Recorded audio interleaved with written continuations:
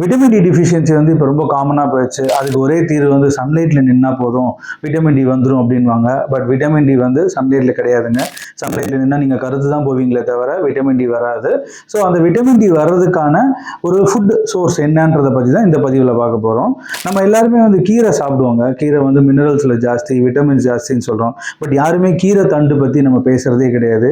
கீரை தண்டு, அது அந்த தண்டங்கீரைன்னு சொல்லுவாங்க பார்த்தீங்களா, அந்த தண்டு கீரையில் இருக்கிற தண்டில் தான் ஹையஸ்ட் கால்சியம்ங்க. நம்ம எல்லாரும் என்ன பண்றோம், கீரையை மட்டும் சாப்பிட்டு தண்டை தூக்கி வெளில போட்டுறோம். அந்த தண்டு கீரை வந்து நல்ல தடியா இருக்கும். அந்த தண்டு எடுத்து நீங்கள் வந்து கட் பண்ணி ஒரு சூப் மாதிரி போட்டு குடிக்கும்போது ரொம்ப எஃபெக்டிவாக இருக்கும். ஹையஸ்ட் கால்சியம் சோர்ஸ் வந்து நம்ம எல்லாரும் பால் சொல்கிறோம்.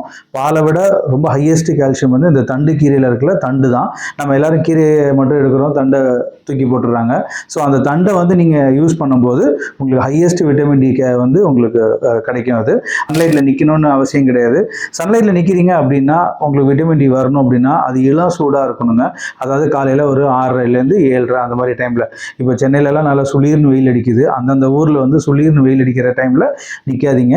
ஒரு இளம் வெயிலில் இருக்கணும். அதே சாயந்தரமாக இருந்ததுன்னா அந்த 4:30 5 அந்த டைமில் உள்ள வெயில் தான். அதுலேயும் 100% கிடைக்குமானா கொஸ்டின் மார்க் தாங்க. அதுக்கு இந்த ஃபுட் ஆல்டர்னேட் எடுங்க, எஃபெக்டிவாக இருக்கும். தேங்க்யூ. இன்னொரு நல்ல பதிவில் பார்க்கலாம்.